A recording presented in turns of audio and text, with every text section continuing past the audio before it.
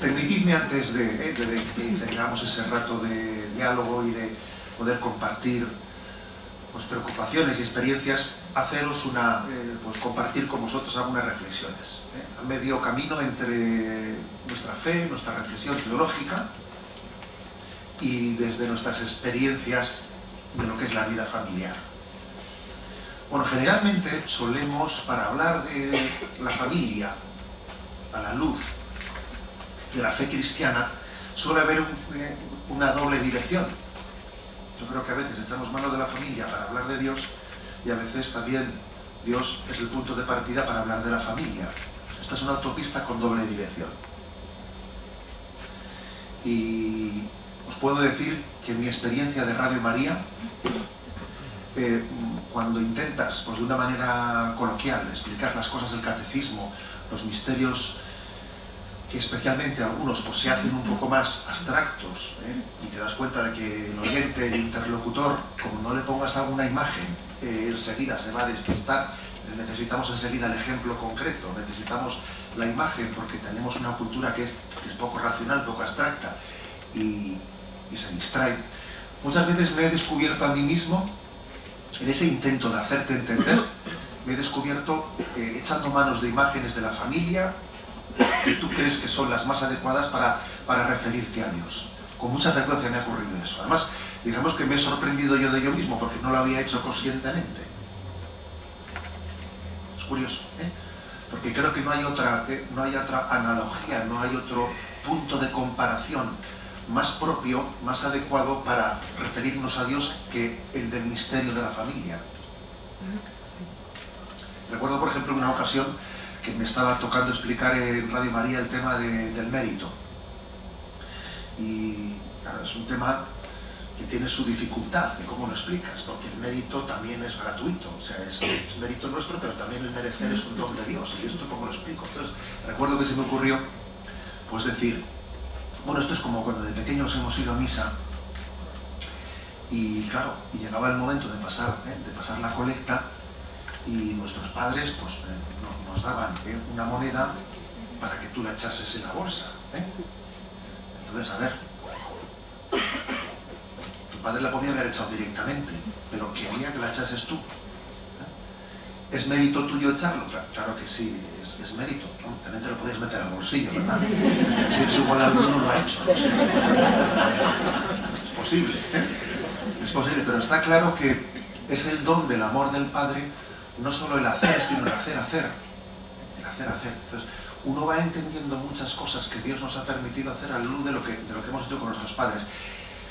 Y como este ejemplo podría poner 18 más que estamos continuamente haciendo referencia a, por ejemplo, lo que es la conciencia, ponernos en presencia de Dios, cómo la conciencia es el lugar del encuentro entre Dios y nosotros, lo que es la paz de la conciencia, lo que es la conciencia como un auténtico lugar en el que hay una llamada de Dios de alarma o de confirmación.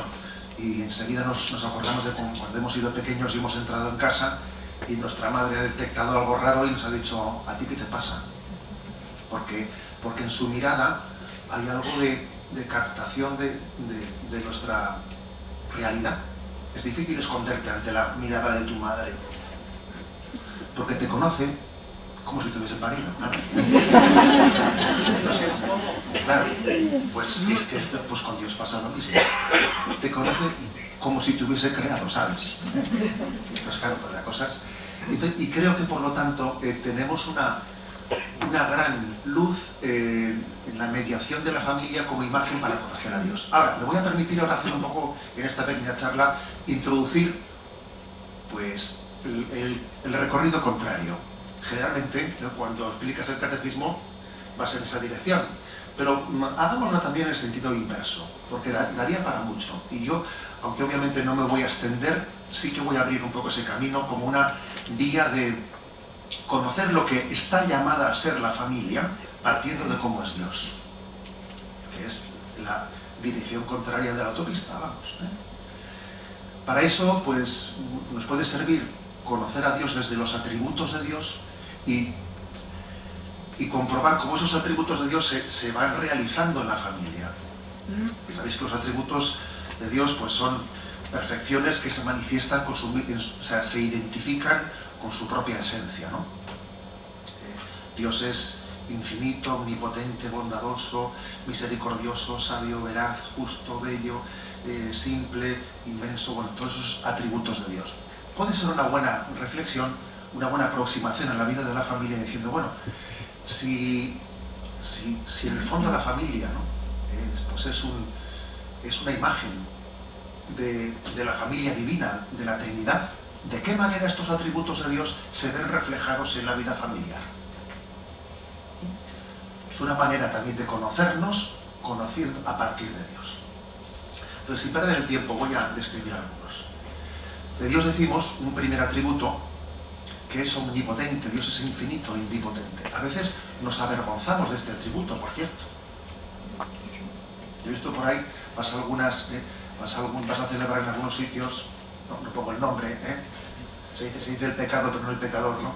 Vas a algunos sitios a celebrar misa y ves un misal en el que cuando toca la oración colecta decir Dios omnipotente, y ves que el sacerdote, queriendo mejorar el original, ha tachado la palabra omnipotente y ha puesto Dios bondadoso. Y digo, bueno, pensaría que quería mejorar el original, pero se equivoca cuando nos equivocamos, cuando nos avergonzamos de los atributos de Dios que remarcan su infinitud, su omnipotencia. Nos equivocamos, porque luego a la hora de remarcar los atributos que hablan de la inmanencia de Dios, de su cercanía, de su amor, entonces tienen mucho menos valor. Porque claro, el valor de que Dios sea el infinitamente cercano es que el que es infinitamente cercano es el omnipotente.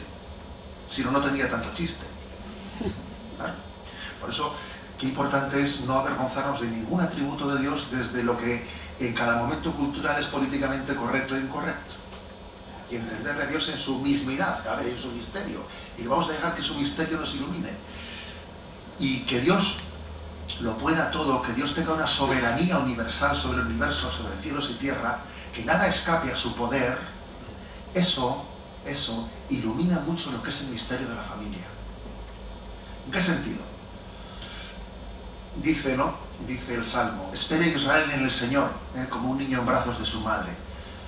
La educación de un niño en el seno de la familia pasa por la experiencia de los primeros años de que el niño se sienta a sus padres todopoderosos.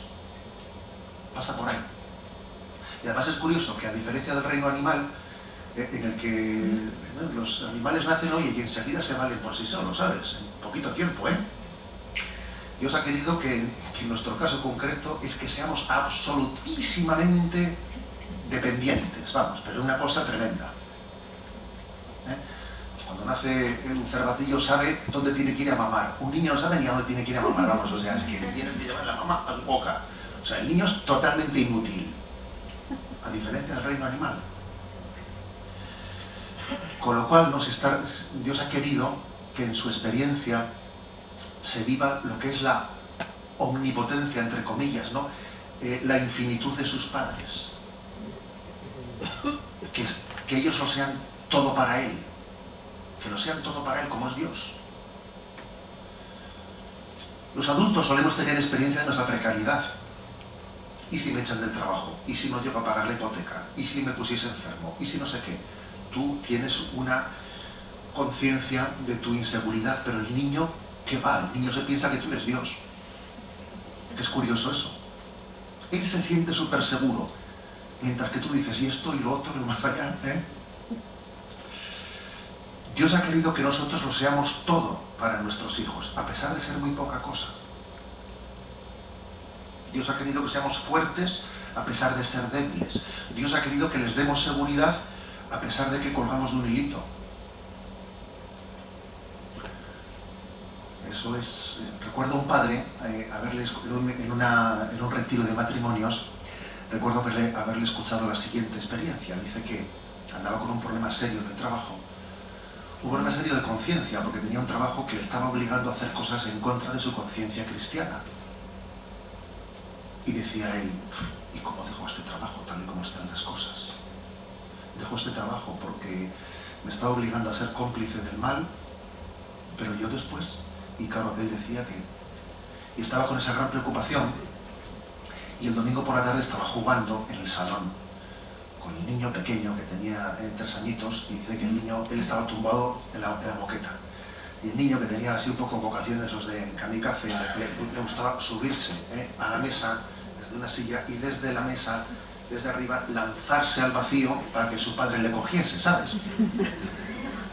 Y además el niño, como estaba tan seguro de que su padre le iba a coger, le gustaba lanzarse un poco más lejos para que su padre todavía hiciese un mayor requiebro para cogerle, ¿no? Con un atrevimiento tremendo, era un chicote de eso, ¿sabes? Que no sé, y se lanzaba más lejos, y el padre hacía una palomita para cogerle. Y contaba él que en un momento determinado, ¿no? Pues él en su interior dijo, vamos a ver, y este chaval se fía de mí de esta manera, que se tira al vacío para que yo le coge, y yo no me voy a fiar de Dios, yo no me voy a tirar al vacío, o me pienso que no me van a coger ningunas manos, ¿no? Es decir, él comentaba la experiencia de que verdaderamente a través de la familia hemos recibido la experiencia de la infinitud del poder de Dios, estar en manos del Todopoderoso, y de eso tenemos que aprender mucho. Luego pasa lo siguiente, con el discurrir del tiempo, pues se aplica aquello, cuando el niño va creciendo y va viendo que al principio él piensa en mi padre, otro atributo de Dios, pues es así como os decía lo del misal, lo del misal de que voy a, no sé, tacho un poco los atributos que son un poquito antipáticos, lo de omnipotente, infinito, etc. Y parece que los atributos que son simpáticos a nuestra cultura, pues son el Dios bondadoso, el Dios misericordioso. La verdad es que son lo mismo. Claro, el problema que tenemos nosotros es que nosotros somos complejos y Dios es sencillo. Y en Dios, justicia y misericordia es lo mismo. Y en Dios, infinitud y trascendencia e inmanencia es lo mismo. Pero claro, nosotros recibimos los atributos de Dios y los juzgamos según las reminiscencias que tenga en nosotros, y tú verás, es una pobreza por nuestra parte. Pero es importante remarcar los dos atributos, los que remarcan su infinitud y omnipotencia y los que remarcan su bondad y misericordia, porque es un hecho que Dios nos ha creado, pues porque, primero, no por necesidad, ¿no?, sino quizás por una coherencia con ese principio de que el bien es difusivo por sí mismo. El bien es difusivo. El bien tiende a no encerrarse a sí mismo, sino el bien tiende a extenderse. Parece que Dios nos ha creado sencillamente pues porque es bueno, porque es bondadoso.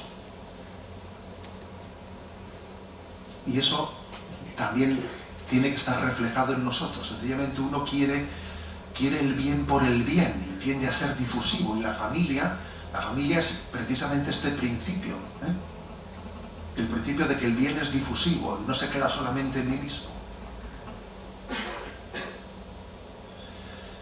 Y esto supone que el amor incondicional, el que se explica por amor. ¿Y por qué? Pues por amor. ¿Para qué? Pues para amar. No busques más preguntas, que es que no hay otra razón de ser. O sea, no sospeches de que haya otra razón distinta a ese amor en sí, por sí solo y en sí mismo, ¿no? La verdad es que el amor incondicional que recibimos de la familia es la experiencia estructurante del ser humano. Sin él, el ser humano no alcanza el equilibrio, ni puede descubrir la vocación a la que ha sido llamado. Fijaros, la mayor sospecha que se puede establecer es la sospecha de que no es verdad que haya cosas que sean solo por amor. Siempre hay razones, esa es la sospecha. Acordaros del libro de Job, cómo comienza, ¿os acordáis? Va el Satán y dice, ¿tú te crees que claro, es tan santo y tan bueno? ¿Por qué es tan santo y tan bueno? No, porque tú le has rodeado de bienes materiales. Quítaselos, ¿a qué te maldice? ¿Te crees tú que la religiosidad es gratuita, que es incondicional? ¿Te piensas tú que es por amor? No, por el interés te quiero, Andrés. Esa es la tesis del libro de Job, ¿sabes? Y claro, el libro de Job va desarrollando la crisis La crisis en la que entra Job, y al final resulta, claro, la conclusión final del libro, ciertamente después de crisis interiores, de que Job es su pura, y al final es que el amor es gratuito. Señor, si tú lo sabes todo, aquí me tienes. O sea, la tesis del libro de Job, en el fondo, la tesis de la Sagrada Escritura, hasta el Apocalipsis, es que el motor del mundo es el amor. La razón de ser de la historia es el amor. Y claro, eso creerse de verdad, ¿sabes? Con todas las sospechas que tenemos de lo contrario, cuesta.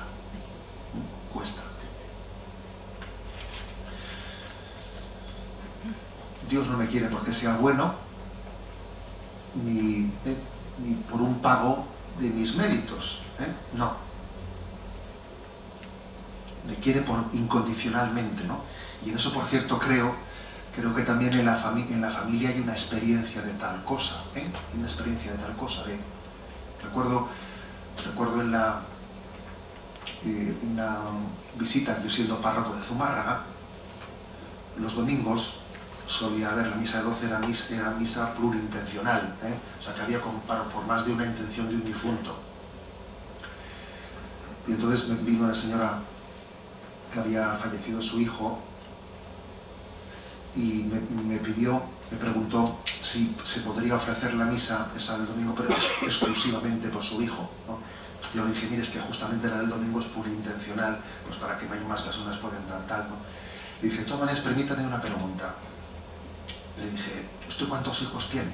Me dijo, 7. Le dije, ¿y usted por querer mucho a uno deja de querer al otro? Y me dice, yo intento que no. Y dice, es verdad, está muy bien, muy humildemente respondido. Me dije, pues es que la grandeza de Dios es que sin intentarlo lo consigue. Es la grandeza de Dios, que sin intentarlo lo consigue. Entonces, se lo digo para que se dé cuenta de que la misa va a ser totalmente por su hijo, a pesar de que sea totalmente por el otro. No hay problema.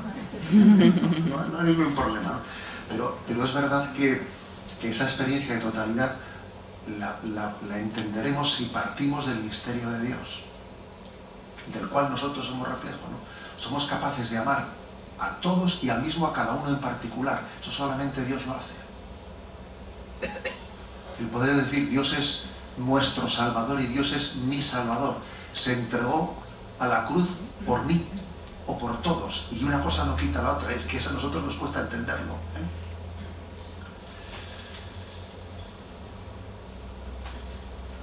Incluso, fijaros, cuando nosotros entendemos que existe la posibilidad de tener un pecado, que es ya sé que peor es el pecado del aborto, pero también existe un pecado que es tener un hijo no deseado, o no desear el hijo que se tiene, para entendernos, que se suele notar.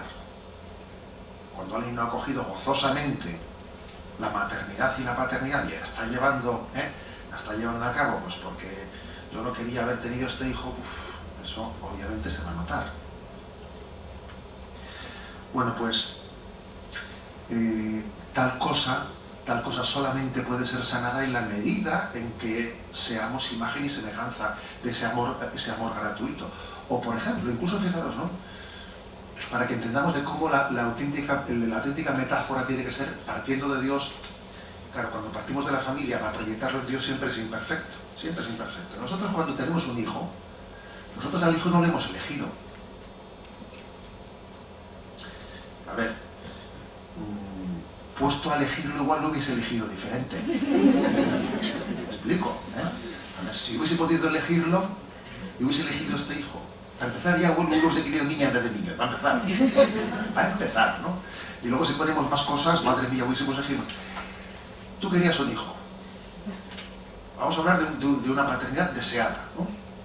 Aunque fuese deseada, hay que reconocer que tú te falta mucho por imitarle a Dios, porque es que Dios le ha querido tal y como es, sabiendo este defecto que a ti te fastidia, y el otro, o sea, Dios le ha querido tal y como es.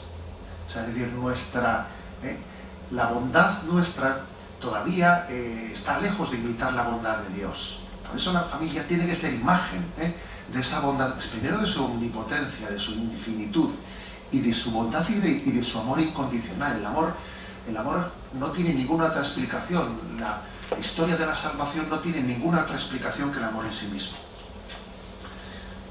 Bien, aquí hay muchos más atributos, pero yo voy a terminar con uno más, porque yo creo que es bueno que tengamos un ratito de charlar. El atributo de la simplicidad de Dios. Dios es simple. Nosotros somos complejos, Nosotros somos complejos. Qué difícil es reflejar este atributo de Dios, ¿sabes? Porque cada uno es hijo de su padre y de su madre. Y qué distintos somos el marido y la mujer. Y yo todavía estoy por conocer un matrimonio que me diga qué iguales son mis hijos. No estoy diciendo lo contrario, bien. No he conocido nunca un matrimonio que me diga, pero qué iguales son mis hijos. Eso. O sea que por naturaleza, lo que surge en nosotros es pues la pluralidad y ser distintos y diferentes, pero la unicidad y la simplicidad es difícil en nosotros, es difícil. Sin embargo, el ideal del Señor es que todos sean uno. El Evangelio no dice, no negamos la bondad que se esconde en la pluralidad. Pero vamos a ver, pues que para eso no hace falta remarcarlo mucho. El Señor no sintió necesidad de decir, Padre, que todos sean plurales y distintos. No sintió necesidad de decir eso en la oración de después de la última cena, porque quizás dijo, no, si eso ya lo son, aunque no lo pida el Padre. A ver, Jesucristo no sintió la necesidad de pedir eso. Más bien lo que pide es, Padre, que todos sean uno. Como tú y yo, Padre, somos uno. Por eso creo que un atributo, un atributo importante de la familia, participado del atributo de Dios, es la capacidad de unidad interna de la familia. Que una familia hable más de nosotros que de yo. Por ejemplo, a mí me suele emocionar mucho cuando estás con una familia y te habla la madre, te habla el padre y están todos juntos y te dice, nosotros pensamos que... Y te habla como si fuese el portavoz, ¿sabes? ¿No? Y eso me parece bellísimo y precioso. Es curioso eso, Incluso en el idioma vasco no hay costumbre de hablar nunca de mi padre. Aunque estés tú solo, no dices mi padre. Siempre dices nuestro padre. Aunque estés tú en ese momento, aunque tus hermanos no estén contigo, tú no dices mi padre, no, dices nuestro padre. Y es un detalle muy hermoso. Es un detalle muy hermoso. Por lo tanto, creo que una familia está llamada a remarcar, a ser educados en la comunión, que de autonomía ya vamos bien, ¿sabes? O sea, remarcar lo contrario, si es que no te falta remarcarlo mucho, si es que eso surge pues por la propia naturaleza, que la cabra tira al monte. En una ocasión le pregunté a los niños, ¿qué diferencia hay entre una cabra? Porque Jesús nos pidió ser pastores, pastores de ovejas, y ¿qué diferencia entre las cabras y las ovejas, no? Y claro, pues un chaval visto levantó la mano, enseguida la pilló y dijo, que las cabras van solas al monte y las ovejas van todas juntas. Y dije, perfecto. Así lo hemos entendido todos enseguida. Es decir, creo que también tenemos que, frente a una sociedad que subraya, los valores son autonomía, autodeterminación, todo es auto, ¿sabes? Parece que si vamos en coche.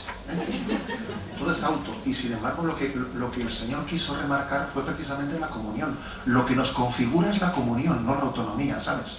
Que la autonomía también es necesaria, me explico, pero que no hace falta ser muy educado para ella. En lo que es necesario ser remarcado es en que somos imágenes de un Dios comunitario y que somos un solo corazón. A ser más educados para la comunión que para la autonomía. Y remarcar en la familia lo que es la heredad común de la familia. Y además ocurre, ¿no? Pues que en la vida espiritual Dios es simple, Dios es sencillo, y según vamos avanzando en la vida espiritual, yo creo que tenemos la sensación de que cada vez la vida es más sencilla. pues cuando estamos lejos de Dios nos parece que todo es complicadísimo. Muy complicado. Te vas acercando a Dios, al final todo es más sencillo. Realmente cuando en el decurso de la vida espiritual, primero pues Dios te llama y al llamarte te implica. Al implicarte te complica, pero finalmente te simplifica. Pero lo que sí que es cierto es que en el devenir de la vida espiritual cada vez todo es más sencillo, es más simple. Somos imágenes de un Dios que es sencillo, que no es complicado. Los complicados somos nosotros. Somos nosotros.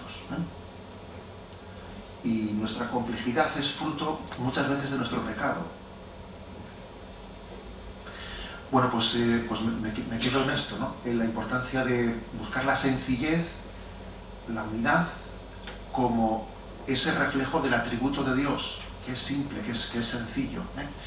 Y bueno, pues esta especie de pequeña incursión que he hecho, pues da margen a que uno también diga, pues voy a ver los atributos de Dios. Voy a coger un libro de teología en el que se hable de los atributos de Dios y hacer una meditación de cómo se ven reflejados en el seno de la familia y a qué estamos llamados, ¿no? Siendo imagen de la comunión del Dios uno y trino. ¿Os parece? Lo dejamos aquí y damos un rato así bueno de preguntas. No, sin más, yo creo que aparte de haber disfrutado tanto con esta conferencia de don José Ignacio, si esto se queda tranquilo. Entonces, sin más, yo creo que animar a algunas de las muchas preguntas que debemos hacer. Sí, buenos días. Muchas gracias por sus palabras. Entonces, nos ha quedado claro y lo hemos oído todos que muchas veces la familia nos lleva a Dios. Estamos en centro, muchos de aquí somos profesores, estamos en centros educativos. ¿Qué ocurre cuando el alumno tiene esa carencia, a lo mejor en la familia tiene una carencia afectiva grande, y tal vez por eso le cuesta entender que Dios es padre, o a lo mejor su padre no cumple esa función? ¿Qué nos recomienda? Pues la verdad es que ese es un tema muy serio, porque, claro, nosotros siempre partimos de una analogía. Es imposible referirse a Dios sin ningún concepto. O sea, es imposible referirse a Dios sin ningún concepto. Y ese concepto con el que te refieres tiene unos puntos de partida que te van a condicionar en lo que entiendes, ¿no? Bueno, en primer lugar, lógicamente, por esto he hablado yo de la autopista en doble dirección, que es muy importante. Y hay que entender que cuando somos catequistas y transmitimos, hay que decir que Dios es como nuestro Padre, pero principalmente nuestro Padre está llamado a ser como Dios. ¿Me explico? O sea, la doble dirección en nuestra catequesis y nuestra predicación es muy importante. Dios es como tu Padre, pero tu Padre está llamado a ser como Dios. Pero en segundo lugar, al margen de una respuesta más teórica, más catequética, lo más importante es lo experiencial, ¿no? Y uno necesita una experiencia de paternidad como punto de referencia. Y por eso creo que es tan importante la paternidad espiritual. Por ejemplo, yo creo que por eso Juan Pablo II tuvo el impacto que tuvo en ese momento histórico, porque había una gran orfandad moral en ese occidente que se seculariza. Hay una gran orfandad moral. Y entonces viene una figura como la de Juan Pablo II, que pasó a ser una referencia de paternidad moral. Si Dios quiere, le veremos prontamente canonizado, ¿no? Hay figuras que por la providencia de Dios pasan a tener, ¿no?, pues una incidencia de paternidad moral, de maternidad moral. No me refiero exclusivamente a la del sacerdocio, a la vida religiosa, que obviamente tiene está llamada, ¿no? Hay una gran potencialidad en el sacerdocio y en la vida religiosa, pues de ser sacramento de esa paternidad de Dios, ¿no? Y que para muchas personas puede llegar a ser, pues, sanatoria en parte, ¿no? Sustitutiva nunca se es de un padre y una madre, pero en gran parte sanadora de una carencia. Pero es que esa paternidad, esa maternidad, estamos llamados a ejercerla entre nosotros. Además, muchas veces esto se oye, y se dice, es que este ha sido para mí como un padre. ¿Cuántas veces hemos oído esa expresión? Es que mira, ha sido como una madre para mí. Con lo cual esto pues es posible que ciertas heridas de las que seamos testigos en la enseñanza, etcétera, ¿no?, implican de nosotros una vocación educativa en la que nos impliquemos pues con una autoridad y con una relación de autoridad moral para esa persona, ¿no?, que es un poco de complicarse. Para luego simplificarse, pero sí porque complicarse, claro.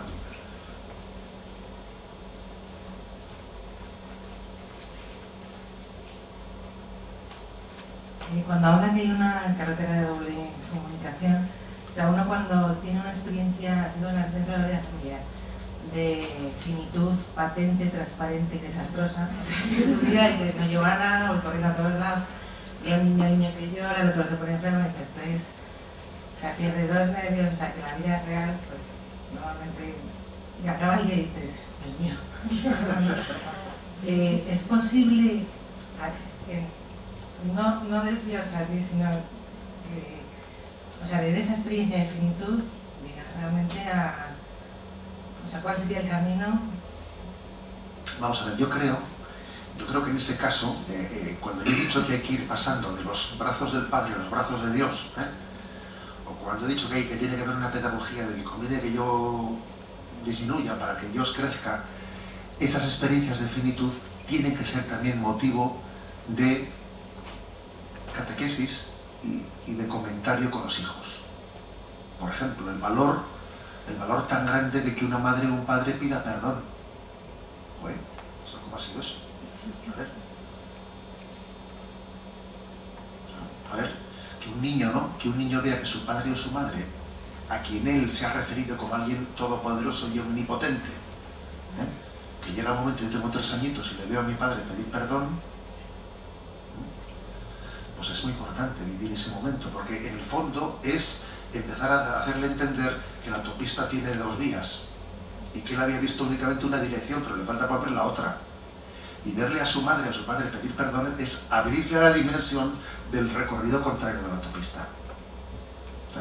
Con lo cual, pues Dios permite a veces que nuestros hijos sean testigos de nuestros límites de una manera clara, contundente y escandalosa, ¿no? Bueno, pues Dios está requiriendo que ese momento no sea una revelación de la otra dirección de la autopista, y que Dios está llamado a revelarse también, no solo a través de nuestras virtudes, fíjate bien, también nuestras limitaciones son un camino desde el que Dios tiene que revelarse.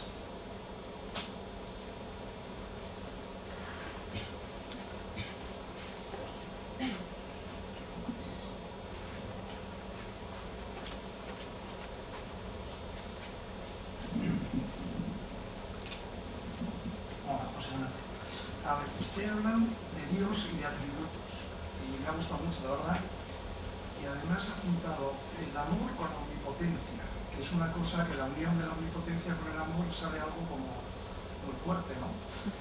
Y lo digo porque, no con ánimo de polemizar, pero con ánimo de saber, de comprender, porque para mí eso es un misterio, porque si Dios es tan amoroso, tan padre, tan madre, te quiere individualmente con tus miserias, aunque peques, uno.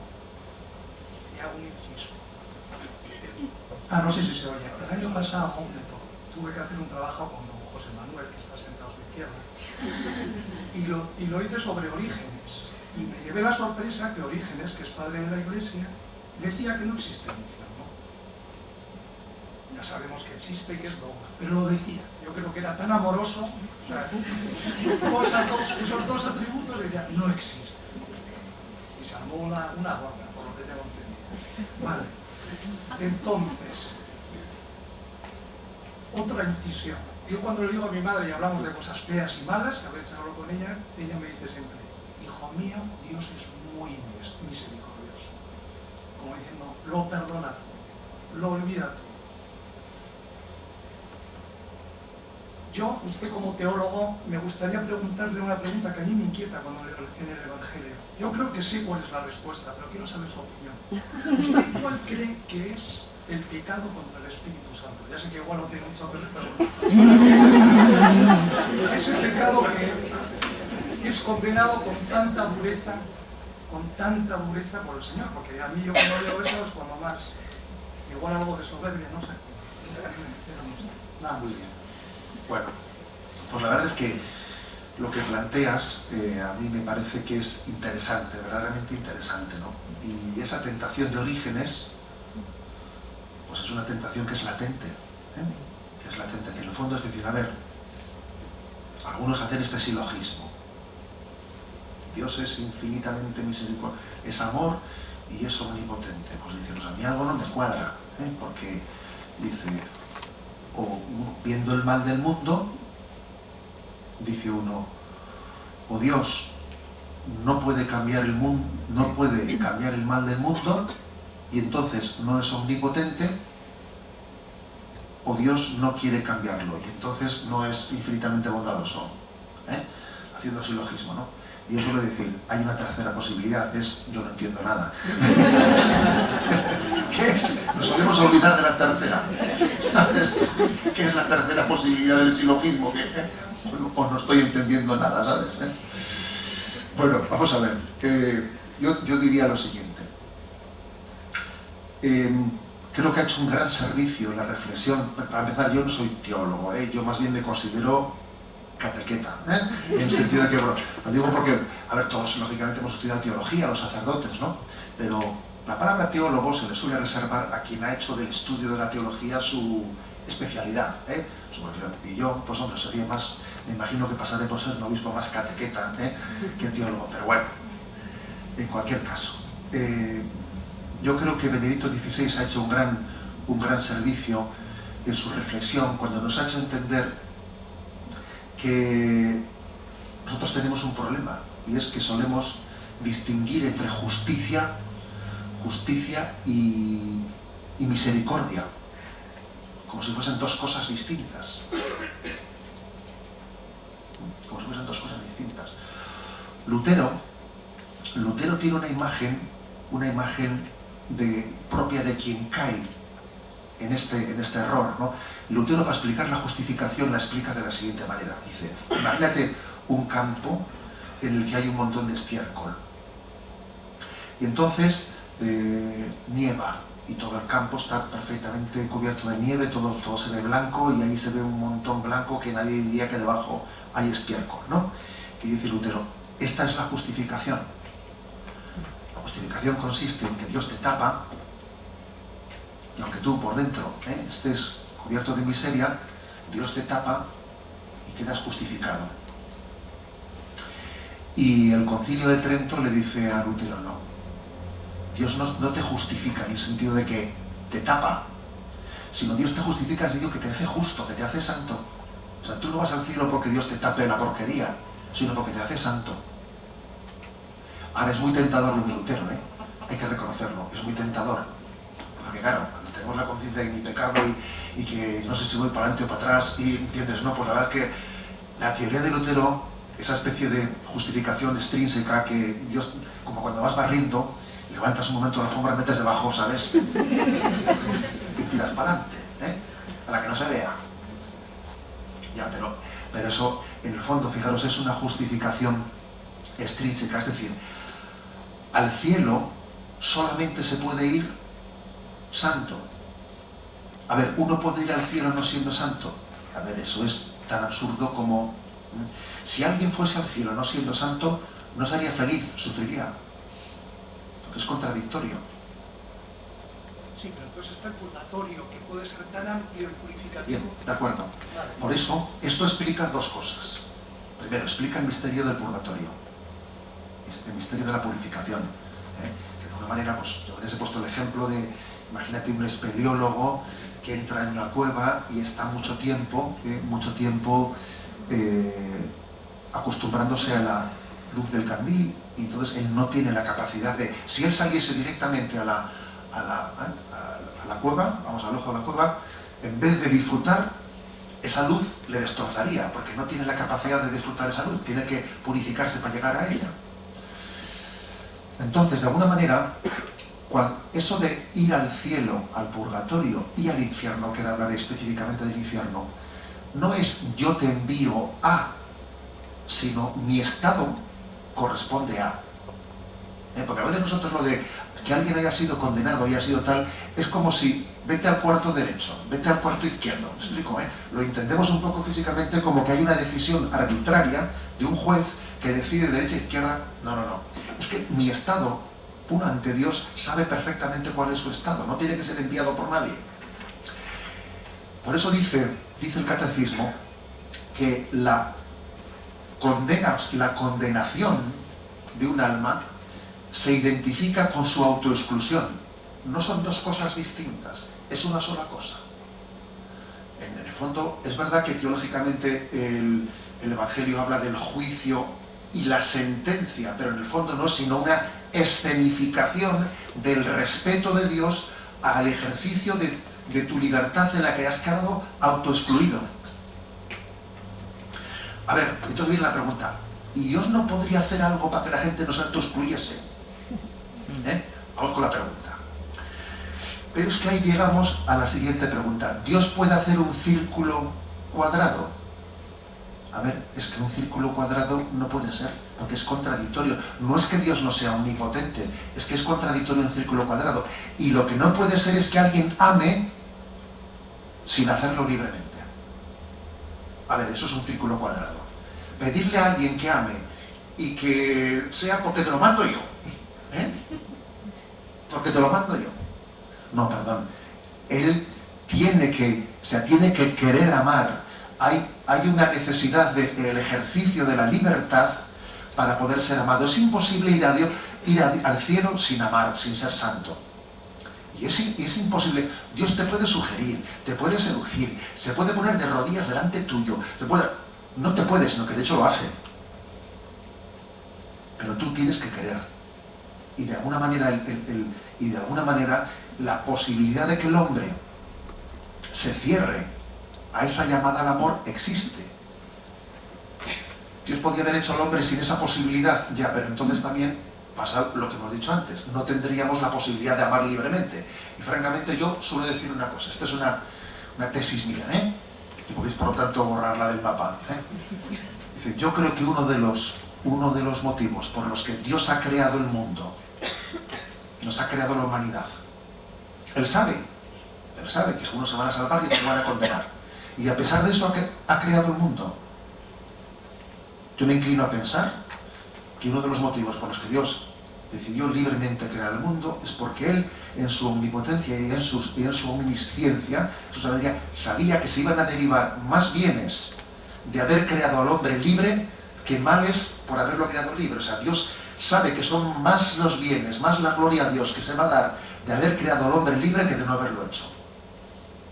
Que es cierto que no hubiese habido pecado, pero tampoco hubiese habido santidad. Y ya por rematar la cosa, voy al último que has dicho. Es que yo creo que en el fondo el pecado contra el Espíritu Santo, ¿qué es? A ver si es que hemos dado un poco en esto mismo. Si el pecado contra el Espíritu Santo es la cerrazón a la gracia, es la obcecación en el no arrepentimiento, en el que Dios quiere perdonarte y tú no quieres ser perdonado. Si es que el pecado contra el Espíritu Santo no es otra cosa. Que yo te quiero perdonar y tú no quieres. Por eso dices que el pecado contra el Espíritu Santo no podrá ser perdonado. Claro, porque precisamente consiste en no querer ser perdonado. Es esa cerrazón última, ¿no?, a la gracia, ¿no? Bueno, yo creo que yo daría esta explicación, pero a mí me ayudó mucho leer aquello de Lutero. Porque claro, nosotros decimos, pues nada, que te tape, que te lleve al cielo. Pero a ver, eso no es entender lo que es. Uno no puede estar delante de Dios no siendo santo. Es que es imposible, es que ante Dios solo cabe la santidad y el amor. Lo contrario es pensar como que el juicio es... el quiz del juicio delante de Dios está en la arbitrariedad del juez. No, perdón, en el juez no hay ninguna arbitrariedad. Nosotros tenemos un problema, es que aplicamos a Dios la imagen del juicio humano. Y como vemos que el Supremo le quita la razón a la primera instancia y luego viene el Constitucional y no te digo ya nada, y el Constitucional dice que el matrimonio homosexual es compatible con que dice la Constitución que el matrimonio es la unión del hombre y la mujer, pues si el Constitucional dice eso, pues entonces ya esto de los jueces es la monda, ¿no? Claro, a ver, purifiquemos todas esas imágenes, ¿sabes? Olvidémonos por un momento del Constitucional y del Supremo para aproximarnos a este misterio, porque lo deformamos totalmente, claro.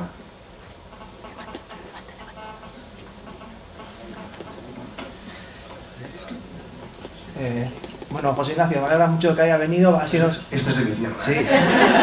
Que a ver si los navarros nos quitan el San Benito de robasetas.com. Que nosotros también traemos cosas buenas y yo corroboro que es un buen pastor.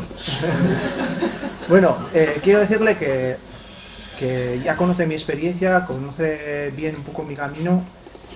Y yo quería, por el tema de que nos ha reunido aquí, yo quería decirles, sobre todo de cara a las Eucaristías y a la interpretación de la Biblia, que creo que nos falta un poco en las familias para poder darle un sentido global, porque al final, cuando uno ha tenido una transformación, si no le da vida a ese evangelio no lo acogemos, porque necesitamos que sea una palabra viva, no una teoría, porque del mundo ya nos dan muchas teorías, unas falsas y otras más o menos creíbles, ¿no? Entonces, pues... de cara, por ejemplo, a la parábola del buen pastor, que muchas veces hemos oído decir en algunas homilías, pues, joder, mira, ¿no? Pues qué clase de Dios es este que deja 99 y se va a por esa que está atada, en realidad, que es que no puede venir al pastor, ¿no? Y que nosotros las familias también sepamos trascender a que sepamos buscar a ese pastor. Y un poco me pasó con usted eso, ¿no? Reconocer un buen pastor y saber, bueno, la verdad que no le tengo mucho en casa, porque están todos los menos en casa. Y me dije, pues verdaderamente yo soy el que tengo que ir ahí, ¿no? Y además, como testimonio puedo decir que a mí una de las críticas que le hacía yo a usted era que, joder, qué difícil es esto de ser hijo de familia numerosa, ¿no? Pero también me contestó otro hermano diciendo, qué difícil es ser padre de una familia numerosa, ¿no? Entonces, yo creo que nos tienen que enseñar un poco a eso, ¿no? A poder trascender y a poder darle un sentido de vida en las familias y que sea aplicable. Sí, yo te diría una cosa, a ver, yo siempre he pensado que en la Iglesia hay suficientes testimonios para que quien busque a Dios sinceramente se pueda servir de ellos como un instrumento para acercarse a Dios. Y en la Iglesia siempre encontraremos suficiente miseria y pecado para que el que quiera escaquearse y justificarse se haga. A ver, si es que la clave está en que buscas. La clave está en una búsqueda sincera. Eso es así. Hombre, no niego que también pues puede haber testimonios y escándalos que hayan podido hacer daño a personas que tuviesen un buen deseo. Pero en principio creo que es muy clave el deseo de búsqueda que te tiene que llevar a trascender el instrumento. A ver, el instrumento Dios te lo pone y es perfectamente...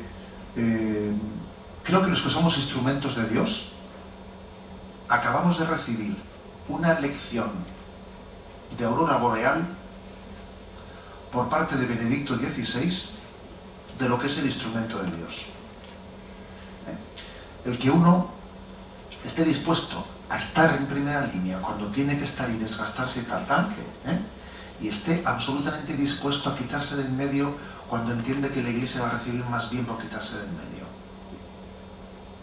Eso creo que es la actitud que nos ha enseñado Benedicto XVI. Y por parte de quien busca, ¿no?, pues un instrumento de Dios, pues es muy importante que el instrumento lo reciba siempre como una mediación y que no se quede en él. Que dice el proverbio chino ese que cuando el dedo apunta al cielo, el necio se queda mirando al dedo. O sea, eso es muy importante. Eso es muy importante. Muy importante. Luego yo creo que tiene que haber una lección tanto por parte del que es instrumento ante otro, ¿no? Porque, por ejemplo, también vosotros, pues muchos de vosotros sois profesores, etcétera, y yo antes a uno de vosotros os he dicho que estáis llamados a tener una especie de paternidad espiritual hacia alumnos que les falta esa referencia, ¿no? Pero es tan importante el saber tener esa paternidad y no poseer, no ser posesivo, no pretender, no tener un amor propio, no pretender que yo soy instrumento de Dios para una persona y luego como si ésta me debiese algo a mí, ¿sabes? Esas cosas las solemos mezclar un poquito, O sea, creo que ser instrumento tenemos que saberlo ser, por un lado, y por otro, ¿sabes? Cómo recurro al instrumento y también con qué actitud soy instrumento para los demás. Vale. Es que en teoría se va un poco en esa línea de la familia y la iglesia como familia, ¿no? Si podría hablarnos un poco en esa línea. Pues la verdad es que esto de la iglesia como familia es un tema muy importante el que planteas, ¿eh? Un tema muy importante, porque creo que uno de los grandes problemas que hoy en día, uno de los motivos, yo por ejemplo he venido impresionado de Río de Janeiro, de la proliferación de las sectas en Sudamérica. Madre mía, se me quedó impresionado. En el barrio en el que estábamos alojados, en Sao Paulo, en la primera semana, me decía el párroco, yo decía, oye, pero si yo veía una, otra y tal, ¿no? Pues había más sectas que bares, que parece una broma, ¿verdad? Pues había 75 sectas en ese barrio. Madre mía. Entonces te quedabas impresionado. ¿Y por qué cuento esto para responder a tu pregunta? Pues lo uno porque me parece que en la Iglesia Católica algo que es muy importante es vivir la experiencia, que un creyente tenga una experiencia de familia, porque creo que la gente que busca equivocadamente las sectas, en el fondo lo que está buscando es efectivamente una acogida, lo que está buscando es una familia de referencia. A veces nosotros somos muy fríos en la manera de vivir. Tengo un hermano sacerdote que fue el director de Radio María, ahora está de párroco en San Sebastián, y hace poco me contó la siguiente anécdota. Dice que viene una pareja de hispanoamericanos a casarse y que les está haciendo el expediente matrimonial y bueno, pues les tantea un poquito, ¿no? Para ver un poco ante quién está y observa que, oye, pues que sí que parece que tienen conceptos de fe y esto y lo otro y tal, ¿no? Y dice, ¿sois creyentes y tal? ¿Y sois rezar? Sí, somos rezar. Solemos ir a la liturgia y entonces dice, pues no se había visto nunca, ¿solís ir a algún otro lugar o así? Les dice, ¿no? Y dice, se quedan un poco cortados y dice que le confiesan, es que ¿sabe lo que pasa? Que vamos a la iglesia evangélica, pero nosotros somos católicos totalmente, católicos totalmente. Lo que pasa es que vivimos aquí, y un día vinimos a la parroquia y, no sé, nos sentamos ahí, nadie nos saludó, luego fuimos a la catedral, nos sentamos allí en un asiento y, no sé, tampoco hablamos con nadie nos... Y luego fuimos a la iglesia de los evangélicos y vino uno, nos invitó, y ahí nos metemos, tal. Ojo con eso, que es muy indicativo. Es que uno de los problemas principales es que a veces para presentar el rostro de Dios lo primero es la acogida. A ver, por el amor de Dios, lo primero es la acogida. Es que la gente tiene que tener una experiencia de que la iglesia es una familia. Entonces, el hecho de que dentro de la iglesia primero haya pequeñas comunidades con carismas distintos, pues esto ya es una forma de vivir una experiencia de familia dentro de la iglesia con comunidades y con carismas. Pero además de eso también creo que una propia parroquia debería de cuidar la experiencia de familia.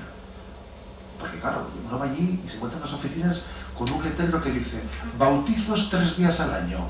Y el otro no sé qué, pero hombre, pero una imagen que estás dando tú a ver, que es un desastre. A veces yo creo que la iglesia es un milagro, ¿eh? La iglesia es un milagro. Esto funciona por el Espíritu Santo, ¿no? Entonces creo que esto es importante, hay que subrayarlo. O sea, es decir, nosotros estamos llamados a ser un reflejo de la familia que es Dios. Y la iglesia tiene que tener un rostro de familia, un rostro que te acoge. Y la evangelización comienza por ahí, ¿eh? A ver, nueva evangelización. Y nos ponemos a pensar cosas raras. Mira, lo primero de la evangelización es acoger a la gente que se sienta en familia. Eso creo que es... O sea, la iglesia es una familia, ¿eh?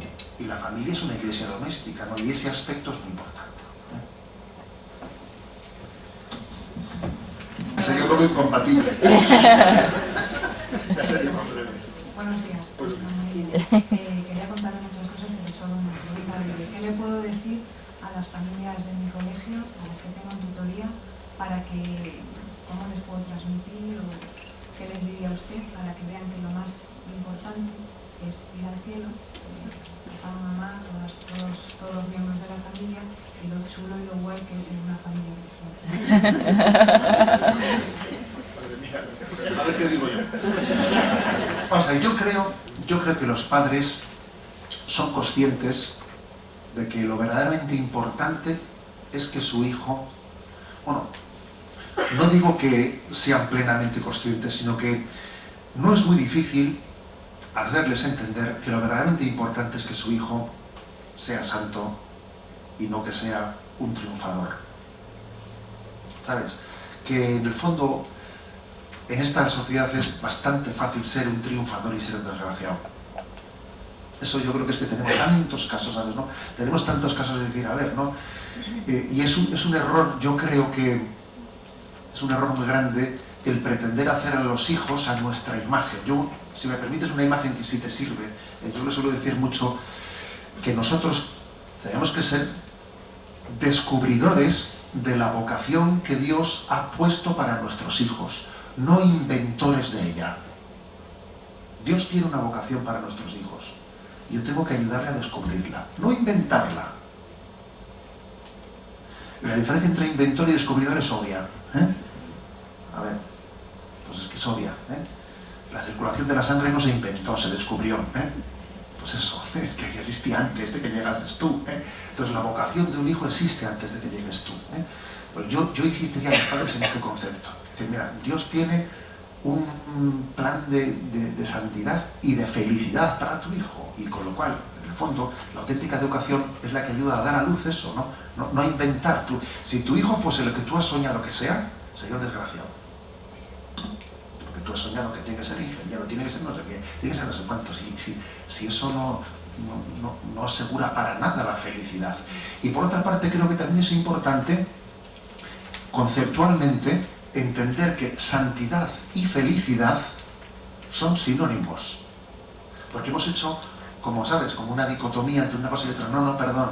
Santidad y felicidad es que van en el mismo lote, ¿sabes? No se puede ser feliz sin ser santo. No se puede. Lo digo porque un padre suele querer que su hijo sea feliz. Y lo que hay que convencerle es que solamente hay un medio, que es que sea santo. Y termino contando una anécdota a este respecto, que fui testigo, acompañé a una familia cuando su hija entraba carmelita descalza, que es un momento impresionante, porque ahí se abre la puerta y la hija va a entrar. Y bueno, en un momento los padres lloran, y entonces la chavala le dio un beso a su madre, y su madre le dijo, hija, que Dios te haga muy feliz. Y luego le dio un beso al padre, y el padre le dijo, hija, que le hagas muy feliz a Jesús. Y me pareció impresionante, ¿sabes? Me pareció impresionante porque en el fondo la felicidad humana pues se identifica con dar gloria a Dios, ¿sabes? Otras veces pensamos que yo puedo ser feliz sin ser santo, y eso no existe tal posibilidad, ¿no? Es una sola cosa, Pero bueno, en fin, seguro que el Señor te inspirará a ti.